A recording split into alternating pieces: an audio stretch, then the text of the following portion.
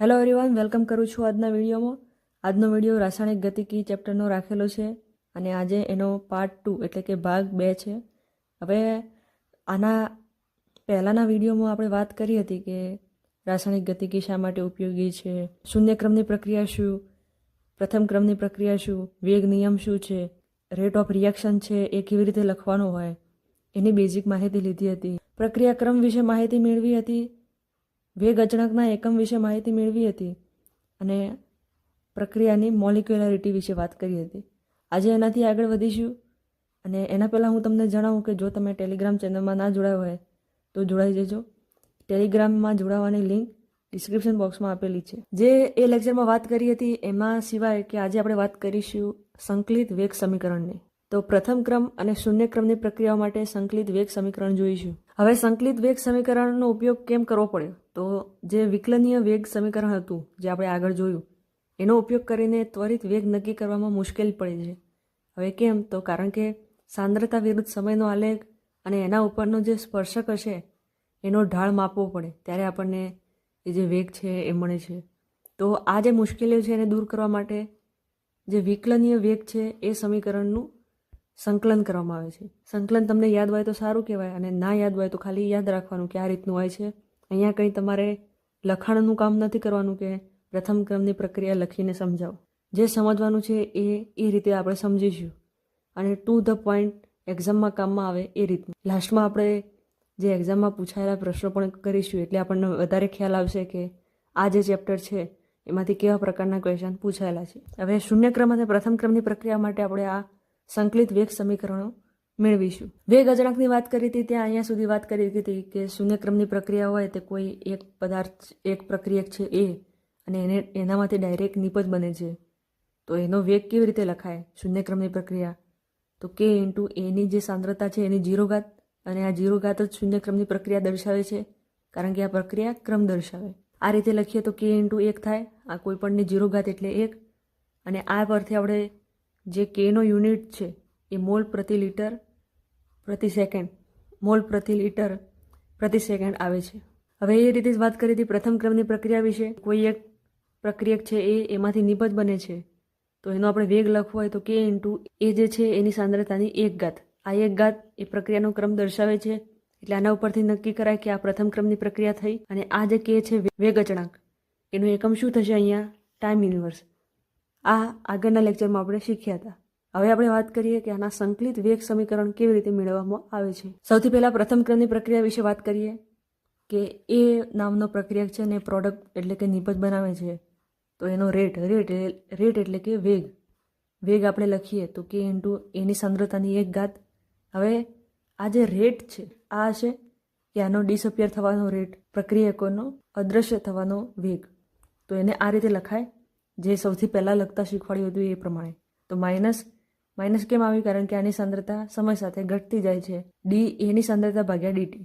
હવે આ રીતનું સમીકરણ બનશે. હવે આ જે અહીંયા એની સાંદ્રતા છે એની સાંદ્રતાની 1 ઘાત એને અહીંયા લાવી કાઢીએ અને આ ડીટીને આ કેની બાજુમાં મોકલી દઈએ અને પછી આનું સંકલન કરીએ. તો આ રીતે કરીશું કે આનું સંકલન કરીશું.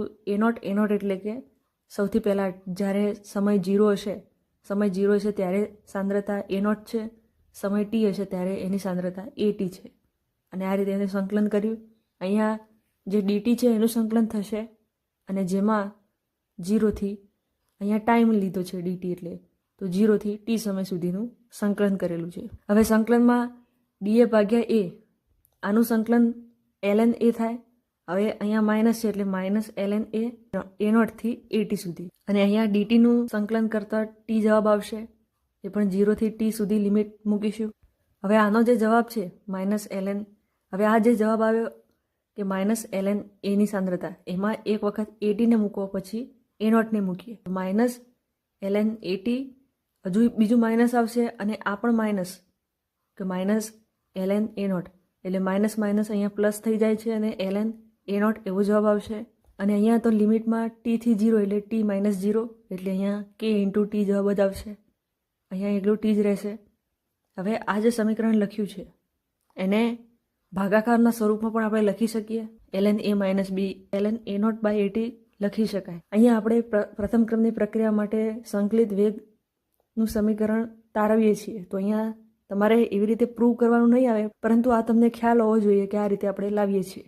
તો કદાચ તમને સૂત્ર ભૂલાઈ જાય તો આ રીતે તમે એને લાવી શકો છો. હવે જવાબ આવ્યો ln a0 ની સાંદ્રતા ભાગ્યા at ની સાંદ્રતા ઇઝ ઇક્વલ ટુ kt. હવે આ ln ને આ સાઈડ લઈ જઈએ તો e આવશે એક્સપોનેન્શિયલ, ln નું એક્સપોનેન્શિયલ આવી જશે, તો e ની ઘાતમાં kt જતું રહેશે.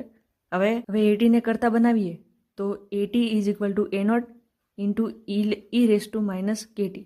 આ જે સમીકરણ આવ્યું એને ખાસ યાદ રાખીશું.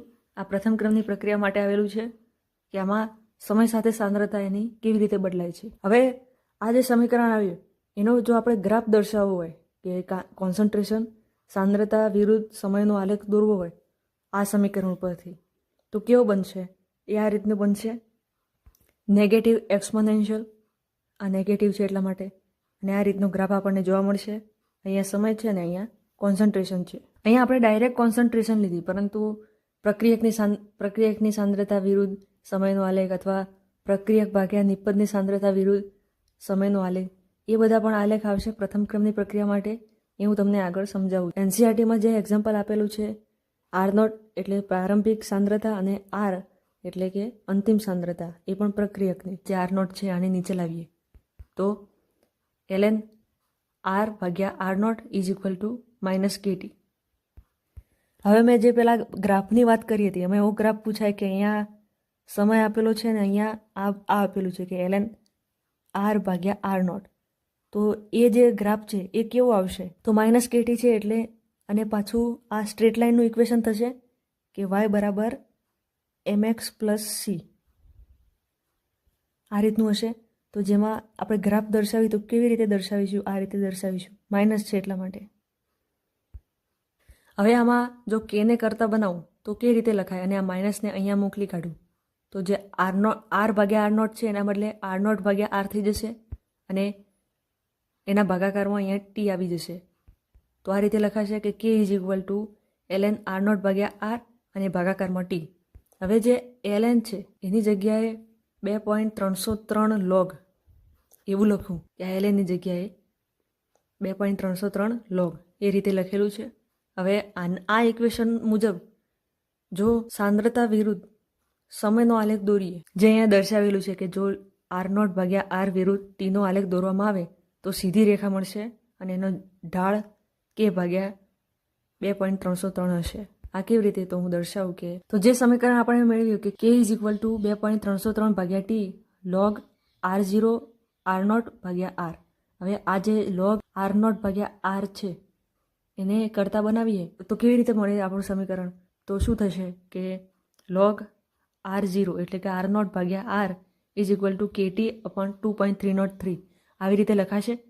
આ જે સમીકરણ મળ્યું એને સીધી રેખાના ઢાળનું સમીકરણ જે છે એની સાથે સરખાવવામાં આવે કે y બરાબર mx પ્લસ c, તો એમાં આ રીતે લખાય. જે y અક્ષ હશે એની ઉપર log R0 ભાગ્યા R, જે x અક્ષ હશે એના ઉપર t, અને જે આ બીજું વધ્યું કે k ભાગ્યા 2.303 આ જે આવ્યું છે એને ઢાળ કહેવામાં આવે છે. અને જે આગળ આપણે લખ્યું હતું કે આને ઢાળ કીધું.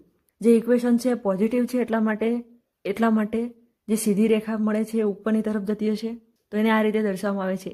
અહીંયા y અક્ષ ઉપર R0 ભાગ્યા R અને x અક્ષ ઉપર t, અને આનો આપણે ઢાળ શોધીએ તો આ હશે કે k ભાગ્યા 2.303. તો એટલા માટે અહીંયા કીધું છે કે જો log R0 ભાગ્યા R વિરુદ્ધ ટીનો આલેખ દોરવામાં આવે તો સીધી રેખા મળે છે, અને જેનો ઢાળ k ભાગ્યા 2.303 છે. એટલે આવું MCQમાં આવી શકે કે આ પ્રકારે જો આના વિરુદ્ધ જો આપણે ગ્રાફ બનાવીએ તો આનો ઢાળ શું થશે. પ્રથમ ક્રમની પ્રક્રિયાઓ વિશેનો જો ઉદાહરણ પૂછવામાં આવે તો જે બધી જ આર્ટિફિશિયલ અને જે નેચરલી જે રેડિયો એક્ટિવ પ્રક્રિયાઓ છે એ બધી જ પ્રથમ ક્રમની પ્રક્રિયાઓ છે. તો એના વિશે આપણે ધ્યાનમાં રાખીશું. અને બીજું એક એક્ઝામ્પલ એનસીઆરટીમાં આપેલું છે કે ઇથિનનું હાઇડ્રોજિનેશન એ પ્રથમ ક્રમની પ્રક્રિયાનું ઉદાહરણ છે. તો આ બંને એક્ઝામ્પલ આપણે ધ્યાનમાં રાખીશું. વાત કરીએ શૂન્ય ક્રમની પ્રક્રિયા વિશે. શૂન્ય ક્રમની પ્રક્રિયામાં પણ જેમ પ્રથમ ક્રમની પ્રક્રિયામાં જે સ્ટેપ કર્યા હતા એ રીતે જ લખીશું. પ્રક્રિયક છે એમાંથી પ્રોડક્ટ બને છે. તો શૂન્ય ક્રમની પ્રક્રિયા વિશે આપણે જો એનો રેટ લખવો હોય, વેગ લખવો હોય તો કેવી રીતે લખીશું કે k ઇન્ટુ એની 0 ઘાત, એની સાંદ્રતાની 0 ઘાત. કેમ? કારણ કે એટલા માટે તો કહેવાશે કે આ શૂન્યક્રમની પ્રક્રિયા છે. હવે રેટની જગ્યાએ શું લખીશું? તો આનો જે છે અદૃશ્ય થવાનો વેગ એ લખીશું. તો આ પ્રમાણે લખાય છે -dA/dt = k × 1, કારણ કે કોઈ પણની 0 ઘાત એટલે 1 થાય. હવે આમાં પણ માઇનસ અને આ dt આ બંનેને અહીંયા લઈ જઈશું. તો આ રીતે લખાય કે dA = -k × dt. હવે બંને તરફ સંકલન લઈશું પ્રારંભિક સાંદ્રતાથી અંતિમ સાંદ્રતા સુધી અને ટાઈમ = 0 થી t સુધી. dA નું સંકલન a થાય તો અહીંયા at - a0 લખાશે અને dt નું સંકલન તો આપણે જે કરતા હતા એમ કે dt નું સંકલન t જ થાય, કારણ કે આનું આગળ આપણે લિમિટ લખીએ તો t - 0 થાય એટલે t જ લખી શકાય. તો at - a0 = -kt આવો જવાબ આવશે. હવે આમાં at ને કરતા બનાવીએ તો at = -kt + a0, અથવા આ સમીકરણને આ રીતે પણ લખી શકાય કે at = a0 - kt. હવે આ આખું સમીકરણ મળ્યું એને y = mx + c એની સાથે સરખાવીએ તો y = c - mx, એટલે કે આ નેગેટિવ, આનો સ્લોપ એટલે કે આનો ઢાળ જે છે એ નેગેટિવ આવતો હશે તો ઢાળ -k આવે છે. હવે આનો ગ્રાફ આપણે દોરીએ કે y અક્ષ ઉપર at મૂકીએ અને x અક્ષ ઉપર સમય, તો આ રીતનો ગ્રાફ મળશે. અહીંયા નેગેટિવ આવે છે એટલા માટે આ જે રેખા છે એ નીચેની તરફ જતી હશે અને આ જે y છે એટલે અહીંયા કોન્સન્ટ્રેશન કોની આવશે? atની આવશે, એટલે કે ફાઇનલ કોન્સન્ટ્રેશન x અક્ષ ઉપર સમય t. આનો જો ઢાળ શોધવો હોય તો કેટલો આવશે? -k. અને આ જે c છે, c એટલે કે આંતરછેદ એટલે કે ગ્રાફ જે છે એ y અક્ષને ક્યાં છેદે છે? તો અહીંયા છેદે છે, તો આ જે પોઈન્ટ છે એને a0 કહેવાય, કારણ કે c અહીંયા a0 છે. તો આ રીતના ક્વેશ્ચન આવી શકે છે. ગ્રાફ ઓળખવાના પણ ક્વેશ્ચન આવી શકે છે, એટલે આટલી વસ્તુ આપણે ધ્યાનમાં રાખીશું. કઈ ઉદાહરણ આપેલું છે NCERTમાં શૂન્યક્રમની પ્રક્રિયા માટે? તો પ્લેટિનમની સપાટી ઉપર વાયુમય એમોનિયાનું વિઘટન, એટલે આ પ્રક્રિયા જે છે એ શૂન્યક્રમની છે, એટલે આને આપણે ધ્યાનમાં રાખીશું. હવે આપણે વાત કરીએ કે પ્રક્રિયાનું અર્ધ આયુષ્ય એટલે શું? Half life. t1/2 દ્વારા એને દર્શાવવામાં આવે છે કે ધારો કે આપણે એ પ્રક્રિયક છે એમાંથી નિપજ બને છે તો એવો ટાઈમ, અર્ધ આયુષ્ય એ સમયની વાત થાય છે કે એવો સમય કે જે સમયે આ જે પ્રક્રિયક છે એની સાંદ્રતા ઘટીને અડધી થઈ હશે એટલે કે 50% થઈ હશે. તો પ્રક્રિયકની જે સાંદ્રતા છે, પ્રારંભિક સાંદ્રતા, એ ઘટીને અડધી થાય, 50% થાય, એ જે સમય છે એને t1/2 એટલે કે પ્રક્રિયાનું અર્ધ આયુષ્ય કહેવામાં આવે છે. હવે જે વેગ માટે આપણે સંકલિત સમીકરણ લાવ્યા એના ઉપરથી આપણે આ જે છે અર્ધ આયુષ્ય એ મેળવી શકીએ છીએ, પરંતુ ટૂંકમાં અને શોર્ટ ટ્રીક દ્વારા સમજાવીશ અને એ જે ફોર્મ્યુલા છે એ ડાયરેક્ટલી આપણે યાદ રાખવાના છે. પહેલાં તો એ કે t1/2 એ ચલે છે a0 એટલે કે એ જે પ્રક્રિયક છે એની પ્રારંભિક સાંદ્રતા છે એની ઘાતમાં 1 - n એટલે પ્રક્રિયાનો ક્રમ. આ રીતે આપણે ગમે તે ક્રમની પ્રક્રિયા માટે એનો જે t1/2 છે એટલે કે અર્ધ આયુષ્ય છે એ એની પ્રારંભિક સાંદ્રતા ઉપર કેવી રીતે ડિપેન્ડ કરે છે એ આ સમીકરણ દ્વારા આપણે યાદ રાખીશું. શૂન્ય ક્રમની પ્રક્રિયા અને પ્રથમ ક્રમની પ્રક્રિયા માટે ડાયરેક્ટ જે આના સૂત્રો છે t1/2 અર્ધ આયુષ્યના, એને આપણે યાદ રાખીશું. પહેલાં વાત કરી લઉં 0 ઓર્ડર રિએક્શનની, કે એમાં અહીંયા જે આપણે શોર્ટકટ ફોર્મ્યુલા વિચાર્યું કે 1 - n, અહીંયા 0 આવે n એટલે, કારણ કે પ્રક્રિયા ક્રમ 0 છે એટલા માટે. તો t1/2 ચલે છે a0ની સાંદ્રતા. તો આ રીતે એનું એકચ્યુઅલ ફોર્મ્યુલા આ રીતે આવે છે કે r0/2k, એટલે આ આપણે યાદ રાખીશું. આમાં એવું કહેવા માગે છે કે આજે એનો t1/2 છે એટલે કે પ્રક્રિયાનો અર્ધ આયુષ્ય સમય છે એ એની સાંદ્રતા સાથે રેખીય રીતે વધશે, એટલે જેમ જેમ સાંદ્રતા વધતી જશે એમ એનો t1/2નો સમય પણ વધતો જ જશે. એટલે કે ધારો કે શૂન્યક્રમની પ્રક્રિયા થઈ રહી છે અને પહેલી વાર એની સાંદ્રતા 50% થઈ ગઈ. હવે બીજી વાર આની 50% થતાં ઓછો સમય લાગશે, કારણ કે પહેલાં સાંદ્રતા a0 હતી પણ પછી તો a0/2 થતી હશે, એટલે જેમ એની સાંદ્રતા ઘટે એમ t1/2 પણ ઘટતો હશે, અચળ રહેતો નહીં હોય. સાંદ્રતા ઘટી તો એનો t1/2 પણ ઘટ્યો, એવું 0 ઓર્ડર રિએક્શન માટે. એટલા માટે આનો ગ્રાફ આ રીતે આવે છે. હવે આપણે વાત કરીએ ફર્સ્ટ ઓર્ડર રિએક્શનની. પ્રથમ ક્રમની પ્રક્રિયા માટે પ્રક્રિયાનો જે અર્ધ આયુષ્ય સમય છે, પેલું જે આપણે સમીકરણ જોયું હતું એમાં a0ની જે ઘાત હતી 1 - n હતી. 1 - n માં nની જગ્યાએ 1 મૂકીએ ત્યારે a0ની 0 ઘાત થઈ જાય, એટલે કે જે પ્રથમ ક્રમની પ્રક્રિયા માટે અર્ધ આયુષ્યનો જે સમય છે એ પ્રારંભિક સાંદ્રતા ઉપર આધાર રાખતું નથી. અને આનું એકચ્યુઅલ સૂત્ર એ 0.693 ડિવાઇડેડ બાય કે આ રીતનું આવે છે. અહીંયા ક્યાંય પ્રક્રિયકની સાંદ્રતા નથી. આ કયો સમય છે? T1/2 એ યાદ રાખીશું. એટલે કે ફર્સ્ટ ઓર્ડર રિએક્શન માટે પ્રારંભિક સાંદ્રતા ઉપર આધાર રાખતો નથી, જે T1/2 છે એટલે કે પ્રક્રિયાનું અર્ધ આયુષ્ય. એટલે આના માટે કેવું હશે? આ ગ્રાફ આવી રીતે દોરી શકાય કે આ T1/2 અને આને કંઈ રિલેશન જ નથી, એટલે આ અચળ રહે છે. આ જે ફર્સ્ટ ઓર્ડર રિએક્શન છે એનું ઉદાહરણમાં કેવું થાય કે પહેલાં A0 સાંદ્રતા A0 સાંદ્રતા હતી, હવે ફરીથી ઘટીને A0/2 થઈ એટલે અડધી થઈ. અને આ વખતે જે T1/2 આવ્યો છે એટલો ને એટલો T1/2 આ A0/2 માંથી A0/4 થશે ત્યારે લાગશે, એટલે કે અચળ રહેશે. એટલે કે જેટલો T1/2 100%માંથી 50% થવામાં લાગતો છે એટલો જ T1/2 50%ના 25% થવામાં લાગતો છે, અને એટલો જ T1/2 25%ના 12.5% થવામાં લાગતો હશે. એટલે આ રીતે રહેશે, એટલે અચળ રહે છે, સાંદ્રતા ઉપર આધાર રાખતો નથી. શૂન્ય ક્રમની પ્રક્રિયા માટે શું થતું હતું કે જેમ એની સાંદ્રતા ઘટતી હતી કે પ્રક્રિયક અડધો થઈ ગયો તો પછી એનો T1/2 પણ ઓછો થઈ જાય. અહીંયા એવું નથી, એટલે આ વસ્તુ આપણે ધ્યાનમાં રાખીએ. હવે આપણે વાત કરીએ આભાસી પ્રથમ ક્રમની પ્રક્રિયા. હવે કેમ આવું કીધું કે આભાસી પ્રથમ ક્રમની પ્રક્રિયા? તો આ જે પ્રક્રિયાઓ છે આમાં જે એક્ઝામ્પલ આપણે 2 એક્ઝામ્પલ જ જોવાના છે અને યાદ રાખવાના છે. 2 એક્ઝામ્પલ જ આવે છે અને એ જ પૂછાય છે કે આ કયા ક્રમની પ્રક્રિયા છે. હવે આભાસી પ્રથમ ક્રમની પ્રક્રિયા એટલે શું? એટલે કે એ જે આપણે પ્રક્રિયા જોઈશું એમાં આપણને એવું લાગશે કે આ તો એક કરતાં વધારે ક્રમની પ્રક્રિયા છે, પરંતુ વાસ્તવમાં એ પ્રથમ ક્રમની પ્રક્રિયા જ છે. આપણને એવો આભાસ થાય કે આ તો પ્રથમ ક્રમની પ્રક્રિયા નથી, આનો પ્રક્રિયાક્રમ તો એક કરતાં વધારે હશે, પરંતુ એક કરતાં વધારે હોતો નથી, એનો પ્રક્રિયાક્રમ એક જ હોય છે. એટલે આવી જે પ્રક્રિયાઓ હોય એને આભાસી પ્રથમ ક્રમની પ્રક્રિયાઓ કહેવાય છે. 2 એક્ઝામ્પલ છે, સિમ્પલ એક્ઝામ્પલ છે, યાદ રાખીશું.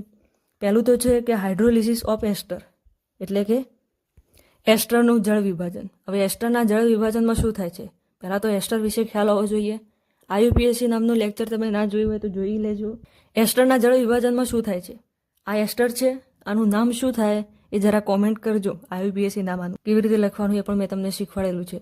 હવે જળ વિભાજન કીધું છે એટલે પાણી નાખીશું, અને જળ વિભાજન કરવા માટે પાણી આપણે વધારે પ્રમાણમાં વાપરીએ છીએ. એસ્ટરનું જળ વિભાજન થાય એટલે એસિડ અને આલ્કોહોલ બને છે. હવે આ એસિડ બન્યો, આ આલ્કોહોલ બની ગયો, એસ્ટરનું જળ વિભાજન થઈ ગયું. હવે જ્યારે આનો રેટ ઓફ રિએક્શન લખીએ છીએ ત્યારે એવું લખવામાં આવે છે કે વેગ અચળાંક, એની સાથે એસ્ટર અને પછી પાણી. હવે આવું જોવા જઈએ તો એસ્ટરની જે સાંદ્રતા છે એની પણ 1 ઘાત અને પાણીની પણ 1 ઘાત, અને આ 1 અને 1 ટોટલ આપણે n જોઈએ પ્રક્રિયાક્રમ તો 2 થવો જોઈએ, દ્વિતીય ક્રમની પ્રક્રિયા થવી જોઈએ.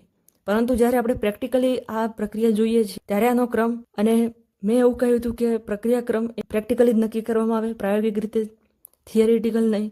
પરંતુ થિયરેટિકલ જોવા જઈએ તો આનો પ્રક્રિયાક્રમ 2 આવવો જોઈએ, પરંતુ પ્રેક્ટિકલી એવું જોવા મળ્યું છે કે આ પ્રથમ ક્રમની પ્રક્રિયા છે, કારણ કે આ જે પાણી છે એ વધારે પ્રમાણમાં છે, અને વધારે પ્રમાણમાં હોય એટલે એ આ જે પ્રક્રિયાનો રેટ ઓફ રિએક્શન છે એને એટલું બધું અફેક્ટ કરતું નથી, એટલા માટે આને ગણવામાં આવતું નથી. તો K × એસ્ટરની સાંદ્રતા અને અહીંયા 1 આવે એટલે કે આ પ્રથમ ક્રમની પ્રક્રિયા છે. વધારે પ્રમાણમાં પાણી છે એટલે H2 અને 0 ઘાત. હવે આવું ને આવું એક બીજું એક્ઝામ્પલ છે કે ખાંડનું વ્યુત્ક્રમણ, ઇન્વર્ઝન ઓફ કેન શુગર. આ પણ જે ઉપર આપણે એક્ઝામ્પલ જોયું એસ્ટરવાળું એવું જ છે કે C12H22O11 plus H2O gives acidic medium, અને પછી ગ્લુકોઝ અને ફ્રુક્ટોઝ પ્રાપ્ત થાય છે. જેમાં ત્યાં પણ આપણે આ જે ખાંડનું વ્યુત્ક્રમણ છે એનો જ્યારે રેટ ઓફ રિએક્શન લખતા હોઈએ ત્યારે આ જે ખાંડ છે સુક્રોઝ એની સાંદ્રતાની સાથે આપણે પાણીની સાંદ્રતા પણ કેલ્ક્યુલેટ કરતા હોઈએ છીએ થિયરિટિકલ, પરંતુ પ્રેક્ટિકલી એવું જોવા મળ્યું કે આ પ્રથમ ક્રમની જ પ્રક્રિયા છે. આને પણ આપણે એક્ઝામ્પલ તરીકે યાદ રાખીશું કે આ પણ આભાસી પ્રથમ ક્રમની પ્રક્રિયાનું ઉદાહરણ છે.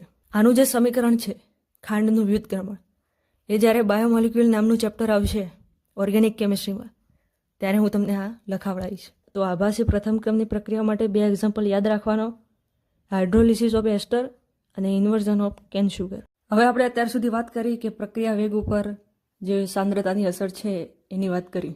કે વેગ નિયમ લખ્યો અને એ ઉપર એની પ્રક્રિયકોની સાંદ્રતા દર્શાવી અને એના ઉપરથી પ્રક્રિયા ક્રમ પણ આપણે જોયો. એ બધી વાત પૂરી થયા પછી હવે આપણે વાત કરીએ કે પ્રક્રિયા વેગના ઉપર જે તાપમાનની અસર છે એને જાણીએ. હવે પાયાની કેમિસ્ટ્રીનો વિચાર કરીએ તો A+B આ બંને પ્રક્રિયક છે એમાંથી નિપજ બનતી હશે. તો આમાં શું થાય છે કે પહેલાં જ્યારે લેક્ચર સ્ટાર્ટ કર્યું હતું એમાં પણ કહ્યું હતું કે એના અણુ વચ્ચે બંધ હશે, બીના અણુ વચ્ચે બંધ હશે. એ બંને વચ્ચે જે બંધ છે એ તૂટશે અને પછી A અને B વચ્ચે બંધ બનશે અને એના પહેલાં એમની વચ્ચે અથડામણ થશે. અથડામણ થશે ત્યારે નિપજ બનશે. હવે એમાં તાપમાનની અસર જોઈએ તો તાપમાન વધારીએ એમ અથડામણ વધે છે અને અથડામણ વધે એમ રેટ ઓફ રિએક્શન પ્રક્રિયા વેગ એ વધે છે અને જે રેટ કોન્સ્ટન્ટ છે એ પણ વધે છે. જે વેગ અચળાંક છે એ સાંદ્રતા ઉપર આધાર રાખતો નથી પરંતુ તાપમાન ઉપર આધાર રાખે છે એટલે એ પણ તાપમાન સાથે વધે છે. આને ધ્યાનમાં રાખીશું. હવે જે આ પ્રક્રિયા વેગ ઉપર તાપમાનની અસર છે એને દર્શાવવા માટે આર્હેનિયસનું સમીકરણ આવે છે. તો એના વિશે વાત કરીએ. આર્હેનિયસના સમીકરણ પહેલાં એના સિદ્ધાંતની વાત કરીએ કે શેના આધારે એને સમીકરણ આપ્યું છે. તો સૌ પહેલાં વાત કરીએ આર્હેનિયસના અથડામણના સિદ્ધાંત. આર્હેનિયસનું એવું કહેવું હતું કે જ્યારે પણ પ્રક્રિયકના અણુ અથડાશે ત્યારે નિપજ બનશે. અથડાયા વગર એટલે કે કોલિઝન વગર નિપજ બને નહીં. અથડામણ વગર નિપજ બનશે નહીં એ વાત તો ખરી, પણ એની સાથે એ વાત પણ આપણે ધ્યાનમાં રાખવાની કે દરેક અથડામણ એ નિપજ આપશે નહીં. હવે તમે કહેશો કે અથડામણ વગર નિપજ બનતી નથી ને દરેક અથડામણ નિપજ આપે પણ નહીં, તો એવું કઈ રીતે? તો એવું એના માટે કારણ કે જે અથડામણ છે એ ઇફેક્ટિવ હોવી જોઈએ, અસરકારક. ઇનઇફેક્ટિવ અથડામણ હશે તો એનાથી નિપજ બનશે નહીં. એટલે કોઈક સિલેક્ટિવ રીતે અથડામણ થશે તો જ પ્રક્રિયકના જે અણુ છે એ નિપજમાં કન્વર્ટ થશે. એટલે અથડામણના આધારે બે પ્રકારની અથડામણ થઈ, ઇફેક્ટિવ અને ઇનઇફેક્ટિવ કોલિઝન. હવે આપણે વાત કરીએ ઇફેક્ટિવ કોલિઝન એટલે શું અને ઇફેક્ટિવ એ કયા સેન્સમાં આપણે વાત કરીએ છીએ કે કોના આધારે એવું કહ્યું કે આ અથડામણ એ ઇફેક્ટિવ છે અને આના દ્વારા જ નિપજ બનશે. તો એવા બે પરિબળો છે જેને ધ્યાનમાં રાખવાના છે અને જેના લીધે એ અથડામણ એ ઇફેક્ટિવ અથડામણ એટલે કે ઇફેક્ટિવ કોલિઝન બને છે અને એના દ્વારા નિપજ બનશે. સૌથી પહેલી વાત આવે છે ઇફેક્ટિવ કોલિઝનની જે પહેલું પરિબળ છે ઇફેક્ટિવ કોલિઝન થવા માટેનું એ છે એનર્જી બેરિયર.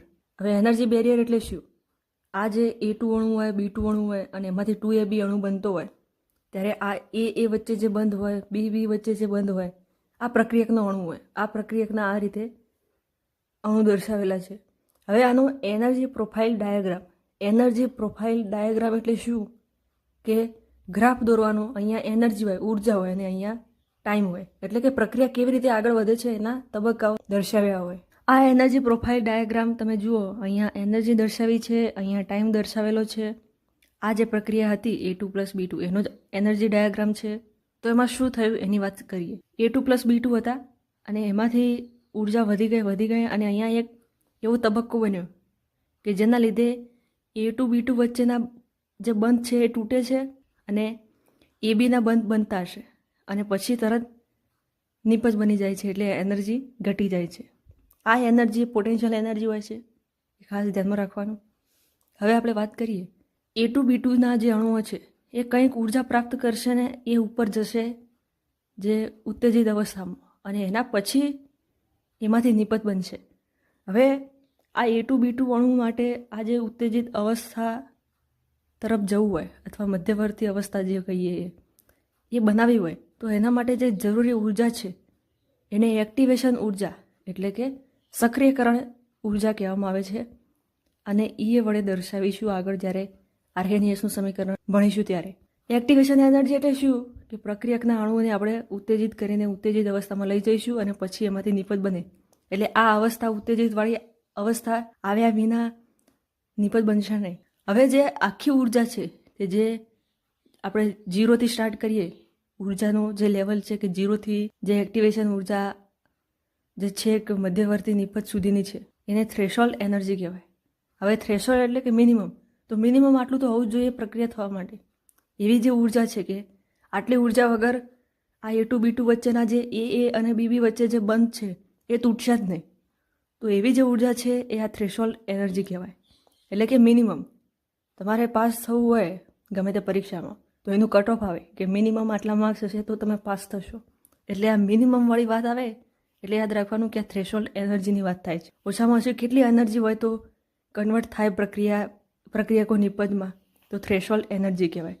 અને જે પ્રક્રિયકોને ઉત્તેજિત કરીને ઉત્તેજિત અવસ્થામાં લઈ જાય ને પછી નિપજ બને, એ જે એનર્જી છે એ એક્ટિવેશન એનર્જી છે. કેટાલિસ્ટ એ પ્રક્રિયા વેગ ઉપર કેવી રીતે અસર કરે, તો આપણે ઉત્સેચક જ્યારે મેં ભણાવ્યો છે લેબ ટેકનિશિયન માટે, અને આમ પણ સામાન્ય રીતે આપણે આટલું તો ગોખેલું જ હોય કે ઉત્સેચક એ શું કરે, પ્રક્રિયા વેગમાં વધારો કરે અને સક્રિયકરણ ઉર્જા ઘટાડે. એટલે આ જે સક્રિયકરણ ઉર્જા છે એને ઘટાડે. આ જે ગ્રાફ છે, જે એનર્જી પ્રોફાઇલ, એ અહીંયાથી આવો થઈ જાય જ્યારે ઉત્સેચક વાપરવામાં આવે અહીંયા, ત્યારે આ જ પ્રક્રિયામાં. એટલે એની એક્ટિવેશન ઉર્જા ઘટી જાય, એટલે આ પ્રક્રિયા થોડી ઝડપી થઈ જાય. એટલે આ કામ કરતું હોય છે. હવે વાત કરીએ બીજું કયું પરિબળ છે કે જે ઇફેક્ટિવ કોલિઝન બનાવશે, તો બીજું છે ઓરિએન્ટેશન. ઓરિએન્ટેશન એટલે શું? કઈ સાઈડથી, કેવી દિશામાંથી પ્રક્રિયકના અણુ એકબીજા સાથે અથડાય તો કેવી નિપજ બને. હવે આ જે પ્રક્રિયા છે કે N2O + Cl2 gives Cl2O + N2, આવી પ્રક્રિયા હોય અને મારે Cl2O નિપજ લાવવી હોય. હવે જે N2O છે એ આ રીતનો હોય છે કે N ટ્રિપલ બોન્ડ N અને પછી O. તો હવે જ્યારે આ પ્રક્રિયક જ્યારે O સાઈડ, O એટલે કે ઓક્સિજન તરફથી અથડામણ અનુભવશે Cl2 સાથે, ત્યારે આ નિપજ બનશે. બાકી જો નાઇટ્રોજન તરફથી અથડાશે તો અલગ જ નિપજ આવશે. એટલે આ રીતનું હોય છે કે ઓરિએન્ટેશન એટલે શું, કે કઈ સાઈડથી પ્રક્રિયકના અણુ અથડાય છે. એટલે આ બે પરિબળો યાદ રાખવાના ઇફેક્ટિવ કોલિઝન માટે. એક તો એનર્જી બેરિયર અને બીજું છે ઓરિએન્ટેશન. પ્રક્રિયાના વેગ ઉપર જે તાપમાનની અસર છે એમાં મેઇન બાબતો જે NCERTમાં આપેલી છે એની ચર્ચા કરીએ કે તાપમાનમાં જો આપણે 10 સેલ્સિયસનો વધારો કરીએ તો પ્રક્રિયાનો વેગ અચળાંક એ લગભગ બમણો થાય છે. પછી સક્રિયકરણ ઉર્જાની પણ જે મેઇન ડેફિનેશન છે કે જ્યારે પ્રક્રિયકના અણુ એકબીજા સાથે અથડાય ત્યારે પ્રક્રિયા થાય.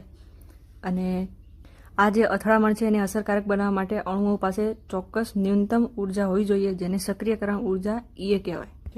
પછી જે આપણે કોલિઝન થિયરીની વાત કરી, જેનો રેફરન્સ લઈને પછી આર્હેનિયસનું સમીકરણ આપણે જોવાનું છે. પણ સંઘાતનો સિદ્ધાંત શું કહેવા માંગે છે એના વિશેની ચર્ચા છે કે કોના દ્વારા આપવામાં આવી, તો મેક્સ ટ્રોટ્સ અને વિલિયમ લુઈસ દ્વારા આપવામાં આવ્યું હતું. અને હવે એની મુખ્ય અભિધારણાઓ શું હતી કે પ્રક્રિયકના અણુઓ સખત ગોળા તરીકે ગણવામાં આવે છે. પછી પ્રક્રિયા થવા માટે પ્રક્રિયકના અણુ એકબીજા સાથે અથડાવા જોઈએ. પ્રતિ સેકન્ડ પ્રતિ એકમ કદે, પ્રતિ સેકન્ડ એટલે ટાઈમ અને કદ પ્રતિ એકમ એટલે V વોલ્યુમ, આમાં થતા સંઘાતની સંખ્યાને સંઘાત આવૃત્તિ કહેવામાં આવે છે. પછી આપણે ઇફેક્ટિવ કોલિઝનની વાત કરીએ હતી કે કેવા અસરકારક સંઘાત હોય કે જેમાં પર્યાપ્ત ગતિ ઉર્જા હોય એટલે થ્રેશોલ્ડ એનર્જી, અને એમનું ઓરિએન્ટેશન યોગ્ય હોય. દ્વિઆણવીય પ્રાથમિક પ્રક્રિયા A + B gives નિપજ માટે જે વેગ લખવાનો આવે એ આ સમીકરણ દ્વારા દર્શાવવામાં આવે છે. જે ZAB છે એ A અને B વચ્ચેની સંઘાત આવૃત્તિ છે. અને જે E−EA/RT એ જે EA છે સક્રિયકરણ ઉર્જા, એના કરતાં વધુ ઉર્જા ધરાવતા અણુઓનો અંશ છે. હવે આપણે આર્હેનિયસના સમીકરણની વાત કરીએ. આર્હેનિયસનું સમીકરણ શું છે કે K = A E−EA/RT. હવે આ K શું છે તો વેગ અચળાંક છે.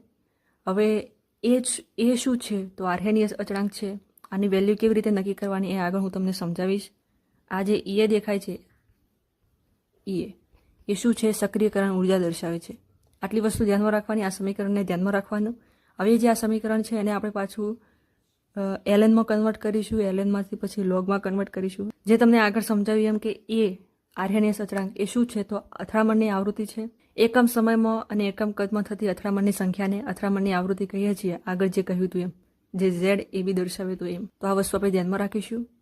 હવે જે આ સમીકરણ હતું K = A E−EA/RT, આને LNમાં કન્વર્ટ કરીએ તો ln A આ E જતો રહેશે -EA/RT. આ જે આખું સમીકરણ આપણને મળ્યું એને આપણે y = C−mx, આ જે સીધી રેખાનું જે સમીકરણ છે એની સાથે સરખાવીશું તો આંતરછેદ તરીકે ln A મળશે. કોના વિરુદ્ધ આલેખ બનાવવાનો છે તો y અક્ષ ઉપર ln K અને x અક્ષ ઉપર 1/T તાપમાનનો વ્યસ્ત, અને આ -EA/R આવ્યો એ ઢાળ છે. આ રીતે એનો આલેખ જોવા મળશે. ln K 1/T, ln K વિરુદ્ધ 1/T નો આલેખ આ રીતે જોવા મળશે. એનો ઢાળ પણ આપણે જોઈ લીધો, અને અહીંયા આંતરછેદ તરીકે ln A હશે. હવે આ જે ln વાળું જે સમીકરણ છે એને લોગમાં કન્વર્ટ કરીએ. ln ની જગ્યાએ લોગમાં કન્વર્ટ કરવું હોય તો 2.303 લોગ એ રીતે કન્વર્ટ થશે. તો સમીકરણને લોગમાં કન્વર્ટ કરીશું તો log k is equal to log a minus A upon 2.303 r અને અહીંયા ટી પણ આવશે.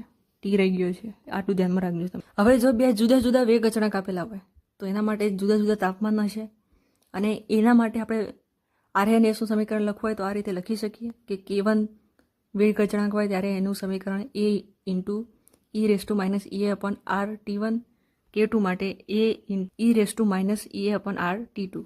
આ બંને આપણને જુદા જુદા વેગ અચળાંક માટેના RNSના સમીકરણ મળ્યા. હવે આનો ભાગાકાર લઈએ કે K1 ભાગ્યા K2. તો આ રીતે લખાશે K1 ભાગ્યા K2. બેઝ સરખો છે તો આપણે ડાયરેક્ટ એને માઇનસ કરી નાખશું, ભાગાકાર છે એટલા માટે.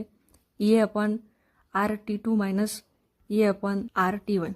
હવે એમાં પણ આ જે કોમન વસ્તુ છે એને કોમન કાઢીશું, પણ એના પહેલાં આપણે આ જે e છે એને કાઢી નાખીએ અને એની જગ્યાએ ln મૂકીએ. આ રીતે લખાશે કે ln K1 upon K2 is equal to A upon r T2 minus A upon r T1. હવે આમાં કોમન વસ્તુ શું છે? e upon r. આ બંનેમાં કોમન છે, એને કોમન કાઢ્યું તો ln K1 upon K2 is equal to A upon r કૌંસમાં 1 upon T2 minus 1 upon T1. હવે અહીંયા આ જે ln છે એની જગ્યાએ log મૂકીએ તો log 2.303 log એવો જવાબ આવશે, પણ એ 2.303 છે એને અહીંયા લાવી કાઢ્યા છે તો એટલા માટે log K1 upon K2 is equal to A upon 2.303 r કૌંસમાં 1 upon T2 minus 1 upon T1. તો આ સમીકરણ આપણે યાદ રાખીશું. આ જે ચેપ્ટર છે આખું એમાં કયા ક્રમની પ્રક્રિયા છે, વેગ અચળાંકનો એકમ શું આવશે, કોના વિરુદ્ધ કોનો ગ્રાફ આવે છે અને ગ્રાફ કેવો દેખાય છે એના ઉપર ખાસ ફોકસ રાખવાનું. હવે લાસ્ટમાં વાત કરી દઈએ ઉદ્દીપકની. તો ઉદ્દીપક શું કરે છે? તો પ્રક્રિયા વેગમાં વધારો કરે છે. હવે ઉદ્દીપક એ પ્રક્રિયા વેગમાં વધારો કેવી રીતે કરશે? તો સક્રિયકરણ ઉર્જાને ઘટાડશે એટલે એ ઘટશે અને રેટ ઓફ રિએક્શન એ વધશે. તો આ રીતે ઉદ્દીપક કામ કરે છે. અને NCERTના પોઈન્ટ ધ્યાનમાં રાખીએ ઉદ્દીપક માટે તો સક્રિયકરણ ઉર્જા જેટલી ઓછી તેટલો પ્રક્રિયા વેગ વધારે ઝડપી બનશે. ઉદ્દીપક એ પ્રક્રિયાની ગિબ્સ ઉર્જામાં ફેરફાર કરતો નથી, એટલે જે સ્વયંસ્ફુરિત પ્રક્રિયા ના હોય એ પ્રક્રિયાને ઉદ્દીપિત કરી શકતો નથી. પ્રક્રિયા કે જે આપમેળે ના થતી હોય તો એમાં ઉદ્દીપક નાખીએ તો એ આપમેળે થવા લાગે એવું શક્ય બનતું નથી. ઉદ્દીપક એ સંતુલન અચળાંકને બદલતો નથી, પરંતુ સંતુલન પ્રાપ્ત કરવાનો સમય ઝડપી બનાવે છે. બીજું કે જે પૂર્વગામી અને પ્રતિગામી બંને પ્રક્રિયાઓને સમાન માત્રામાં ઉદ્દીપિત કરે છે. તો આટલી વસ્તુ ધ્યાનમાં રાખીશું. હવે તમારે NCERT વાંચવાની છે અને સમજવાની છે. અને હવે આપણે ક્વેશ્ચન જોઈએ. અહીંયા આ ચેપ્ટર પૂરું થાય છે. હવે લેબ આસિસ્ટન્ટ અને એક્સરે આસિસ્ટન્ટમાં અગાઉની પરીક્ષામાં જે પૂછાઈ ગયેલા પ્રશ્નો છે આ ચેપ્ટરના રાસાયણિક ગતિકીના એના વિશેની ચર્ચા કરીએ. પહેલો પ્રશ્ન છે એમાં કે નીચેનામાંથી કયો ફેરફાર રાસાયણિક પ્રક્રિયાના દરમાં વધારો કરશે? પ્રક્રિયાના દરમાં વધારો કરે એવો ઓપ્શન ચૂઝ કરવાનું છે. યોગ્ય ઉદ્દીપકનું ઉમેરવું આ સારી વાત છે, કારણ કે ઉદ્દીપક ઉમેરીશું તો એની સક્રિયકરણ ઉર્જામાં ઘટાડો કરશે અને પ્રક્રિયાને ઝડપી વેગીલી બનાવશે, એટલે આ પ્રક્રિયાનો દર વધારશે. પ્રક્રિયામાં મિશ્રણમાંથી ઉષ્મા દૂર કરવી, પ્રણાલીનું તાપમાન ઘટાડવું, પછી સાંદ્રતા ઘટાડવી, આ બધા ઓપ્શન આવશે નહીં. નેક્સ્ટ ક્વેશ્ચન છે કે પ્રક્રિયાક્રમ અને આણ્વિકતા એના વિશે નીચેનામાંથી કયું વિધાન સાચું છે? તો બધા જે આપણે વિધાન છે એ ચેક કરશું તો આપણને આ પહેલું વિધાન જ સાચું લાગશે, કારણ કે એમાં એવું કહ્યું છે પહેલા વિધાનમાં કે પ્રક્રિયાનો ક્રમ પ્રાયોગિક રીતે નક્કી થાય છે અને આણ્વિકતા જે મોલેક્યુલારિટી છે એ પ્રાથમિક પગલામાં અથડાયેલા અણુઓની કુલ સંખ્યા છે.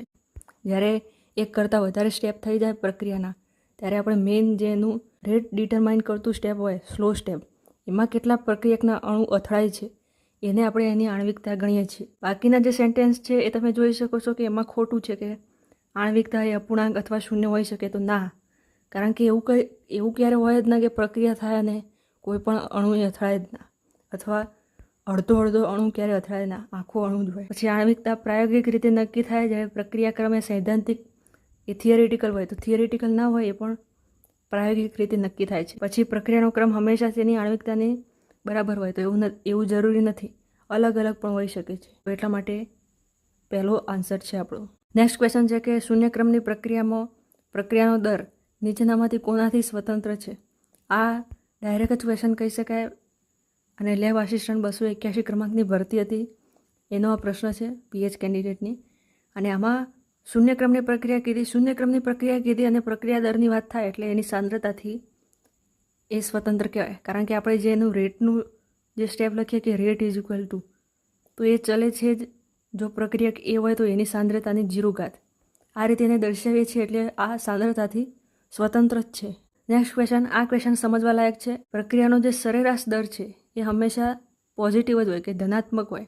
એવું કેમ હોય? તો કારણ કે આપણે જે પ્રક્રિયકો માટે બાદબાકીનું ચિહ્ન અને નિપજો માટે વત્તાનું ચિહ્ન એટલે કે પ્લસનું સાઇન આપણે વાપરીએ છીએ. કારણ કે પ્રક્રિયકોની સાંદ્રતા સમય જતાં ઘટતી હોય છે અને નિપજની સાંદ્રતા સમય જતાં વધતી હોય છે. પુરોગામી પ્રક્રિયા થતી હોય એના માટે. નેક્સ્ટ ક્વેશ્ચન છે કે તાપમાન રાસાયણિક પ્રક્રિયાના દરને કેવી રીતે અસર કરે છે? હમણાં લાસ્ટમાં જે આપણે થિયરી ભણ્યા એના ઉપર જ છે કે તે અથડામણની આવૃત્તિ અને ઉર્જામાં ફેરફાર કરે છે તાપમાનથી. નેક્સ્ટ ક્વેશ્ચન છે કે શૂન્યક્રમની પ્રક્રિયા માટે અર્ધજીવન એટલે કે હાફ લાઈફ વિશે નીચેના વિધાનમાંથી કયું વિધાન સાચું છે? જે પણ T1/2 છે એનું ડાયરેક્ટલી સૂત્ર યાદ રાખવાનું મેં કહ્યું હતું. અને શૂન્યક્રમની પ્રક્રિયા અને પ્રથમ ક્રમની પ્રક્રિયા માટે તો આપણે એનો જે બેઝિક સૂત્રો છે, એનો જે એકચ્યુઅલ સૂત્રો છે એ આપણે ધ્યાનમાં રાખીએ છીએ, પરંતુ આ સૂત્ર પણ મેં કહ્યું હતું ગમે તે ક્રમ માટે. તો આમાં T1/2 ચલે છે પ્રક્રિયકની સાંદ્રતા 1 - n, અને આ nની જગ્યાએ પ્રક્રિયાનો ક્રમ આવે ને અહીંયા શૂન્યક્રમની પ્રક્રિયાની વાત થાય છે તો nની જગ્યાએ આપણે 0 મૂકીએ તો જે T1/2 છે એટલે અર્ધ આયુષ્યનો જે સમય છે એ આ પ્રક્રિયકની જે સાંદ્રતા છે એના સમપ્રમાણમાં હશે. તો પ્રારંભિક સાંદ્રતાના સમપ્રમાણમાં. ડાયરેક્ટ આનું સૂત્ર પણ છે T1/2 શૂન્યક્રમની પ્રક્રિયા તો R0/2K આ રીતનું હતું. એમાં પણ આ R0 એ પ્રક્રિયકની સાંદ્રતા દર્શાવે છે એટલે કે પ્રારંભિક સાંદ્રતા. તો આ સૂત્ર ઉપરથી પણ આપણે કહી શકીએ કે આ પ્રારંભિક સાંદ્રતાના સમપ્રમાણમાં છે. નેક્સ્ટ ક્વેશ્ચન છે કે સક્રિયકરણ ઉર્જાને માપવા માટે નીચેની કઈ પદ્ધતિનો ઉપયોગ થાય? સક્રિયકરણ ઉર્જા EA અને માપવા માટે આપણે આર્હેનીય સમીકરણનો ઉપયોગ કરીએ છીએ. નેક્સ્ટ ક્વેશ્ચન છે આ એક્સરે આસિસ્ટન્ટમાં પૂછાયેલા. એક્સરે આસિસ્ટન્ટની એક્ઝામમાં 30 માર્ક્સનું કેમિસ્ટ્રી પૂછાય છે, જ્યારે લેબ આસિસ્ટન્ટની એક્ઝામમાં 50 માર્ક્સનું કેમિસ્ટ્રી પૂછાય છે. તો એ રીતે તમે તૈયાર રહેજો. લેબ આસિસ્ટન્ટ 327 ક્રમાંકની ભરતી માટે કેમિસ્ટ્રીનો દરેક ચેપ્ટર તમને 4 થી 5 માર્ક્સ આપશે, એટલે એને ધ્યાનમાં રાખવાનું છે અને સારી રીતે તૈયાર કરવાનું છે. આ જે ક્વેશ્ચન છે કે નીચેનામાંથી કયો વિકલ્પ રાસાયણિક પ્રક્રિયામાં ઉદ્દીપકની ભૂમિકાને સૌથી સાચી રીતે સમજાવે છે? ઉદ્દીપક શું કરે એ આપણે આમાંથી શોધવાનું છે. તો સક્રિયકરણ ઉર્જામાં ઘટાડો કરશે અને પ્રક્રિયાના દરમાં વધારો કરશે. નેક્સ્ટ ક્વેશ્ચન છે કે પ્રક્રિયા A થી B તરફ જાય છે અને આ દરનો નિયમ આ રીતે દર્શાવવામાં આવે કે પ્રક્રિયાનો દર = K × એની સાંદ્રતા દર્શાવેલી છે. તો આ જે દર્શાવ્યું એના ઉપરથી આપણે પ્રક્રિયાનો ક્રમ અને દર અચળાંક આપણે શોધવાનો છે. સૌ પ્રથમ આને જુઓ, આ પ્રથમ ક્રમની પ્રક્રિયા જ છે કે એનો આપણે રેટ લખીએ તો રેટ = K × A લખીએ છીએ. K × A લખીએ ને એની કેટલી ઘાત છે? તો અહીંયા 1 ઘાત છે. જો 0 ઘાત હોત તો અહીંયા 0 દર્શાવવામાં આવેલો હોત, 2 હોત તો 2 લખેલો હોત. એટલે આ જે ઘાત છે એ જ આનો પ્રક્રિયાક્રમ છે, એટલે પ્રથમ ક્રમની પ્રક્રિયા છે. આ જે પ્રથમ ક્રમની પ્રક્રિયા છે એટલું શોધતા જ આપણને આન્સર મળી જાય છે. પ્રથમ ક્રમની પ્રક્રિયા છે અને એના માટે પ્રથમ ક્રમની પ્રક્રિયા માટે જે વેગ અચળાંક છે એનો એકમ સેકન્ડ ઇન્વર્સ છે. આને થિયરેટિકલી આપણે મેળવી પણ શકીએ. કેવી રીતે? કે અહીંયા દર લખેલો છે, દર એટલે કે સાંદ્રતા ભાગ્યા સમય. તો સાંદ્રતા ભાગ્યા સમય આપેલો હશે અને એની સાથે અહીંયા K અને એની સાથે અહીંયા સાંદ્રતા. તો સાંદ્રતાને અહીંયા લઈ જવાની તો સાંદ્રતા કેન્સલ થઈ જશે અને જે Kનો એકમ છે એ સેકન્ડ ઇન્વર્સ આવશે. તો આ રીતે પણ આપણે મેળવી પણ શકીએ. ને તો આટલા ક્વેશ્ચન હતા કે જે અગાઉની એક્ઝામમાં પૂછાઈ ગયેલા છે. તમને ખ્યાલ આવ્યો હશે કે કેવા પ્રકારના ક્વેશ્ચન પૂછાય છે.